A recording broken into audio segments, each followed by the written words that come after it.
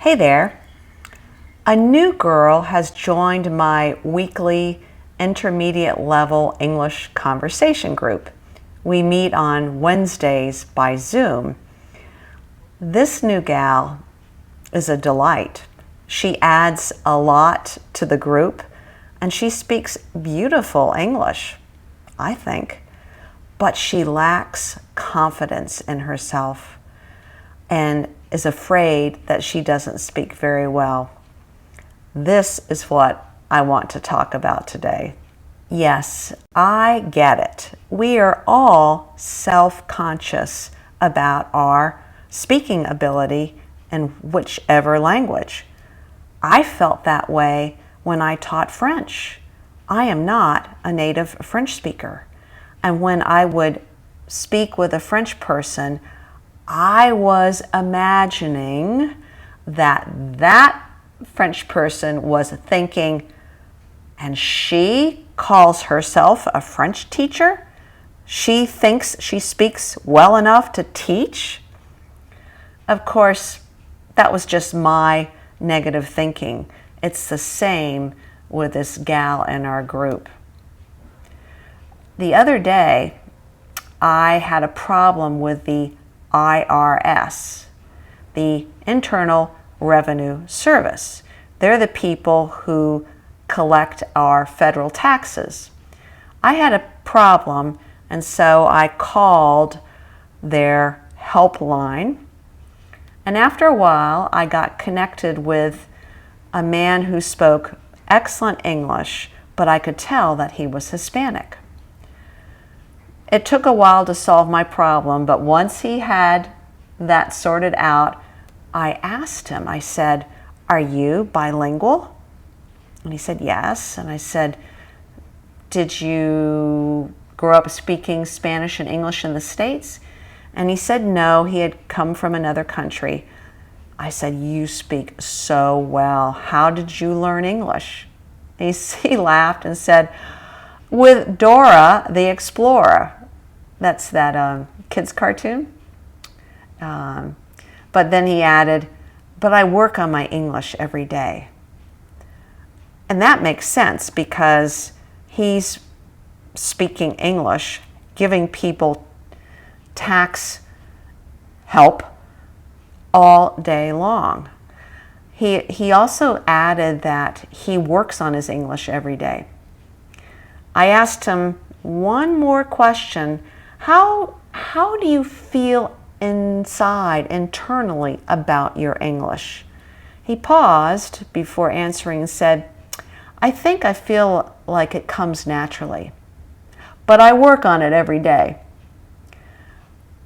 So that was helpful. I'm curious about how people feel inside. I feel like my Spanish is inadequate when I'm working as a volunteer at the local pregnancy resource center. I speak with the Hispanic women and men who come in, and I don't feel like I speak well enough. But they all say, "We understand everything you say." I think my ego really wants them to say, "Oh, you speak so well." They don't say that. They just say, "We understand everything you say." So back to this new gal in our group, Veronica. She speaks excellent English. She's an English teacher. She teaches little kids and adults who are beginners. She does that 2 days a week part-time, but she still feels insecure about her English. I think it's good. So here's my advice for her, for you, and for me.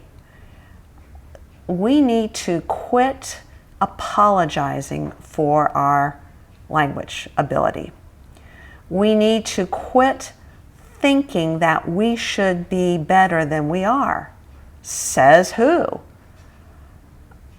When you were a child and you learned to walk, do you believe that your parents were judging you?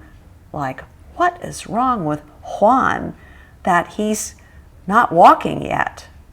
No, you learned to walk when it was time, and it's different for every child.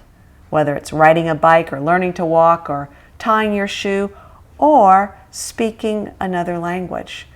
We are exactly where we're supposed to be given the amount of input we have received, the amount of practice. Just that is what it's based on. Nobody is saying, and it would be stupid, you should be further along. Like, according to what? No. We are where we are, and it is okay. And we don't need to apologize for it. So, in sum, my advice to all of us is be who you are, show up and use your English, or me, my Spanish and German, and don't apologize and don't think you should be better than you are. But now I'm going to segue and give you 2 tips. Segue is to connect, move into something different. First of all, if you are learning another language, congratulations, because a lot of people in our world are monolingual. They only speak one language.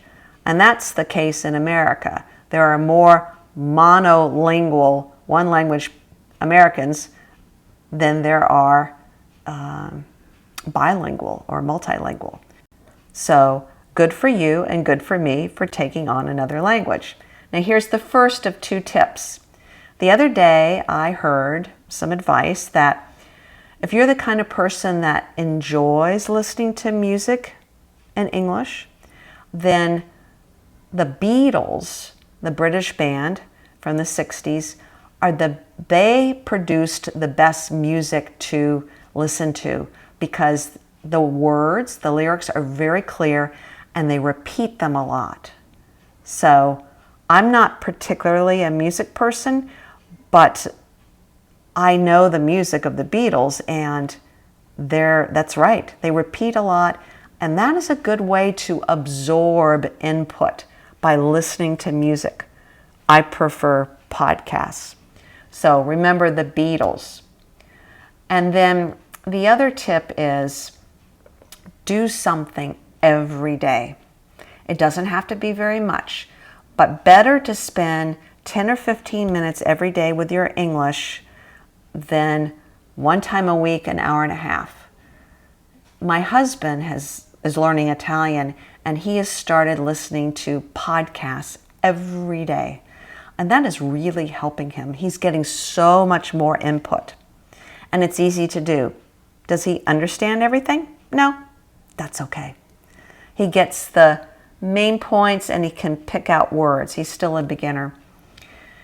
What I do every day in my German, if nothing else, this is with my German, is I have a diary, a Tagebuch in German.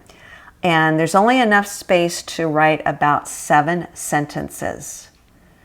So what I do is I type out in my German, without checking a dictionary, I type out my sentences for the day about what I did, and then I put it into Chat GPT and ask him to correct my German. He does, and he gives an explanation. And so then I copy the correct version of my day's events. And what I'm finding is that over time, with the corrections, writing every single day, I'm absorbing and am able to use new words.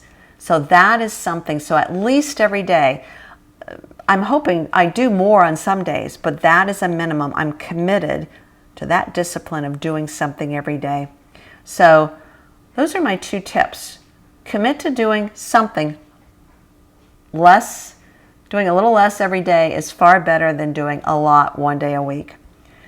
Listen to the Beatles if you like music, and stop apologizing for your language ability, and you are exactly where you're supposed to be given what you've done, what you've listened to, and the practice, the hours that you've had. So what tips would you give to language learners? How would you encourage someone struggling, sometimes discouraged with their language?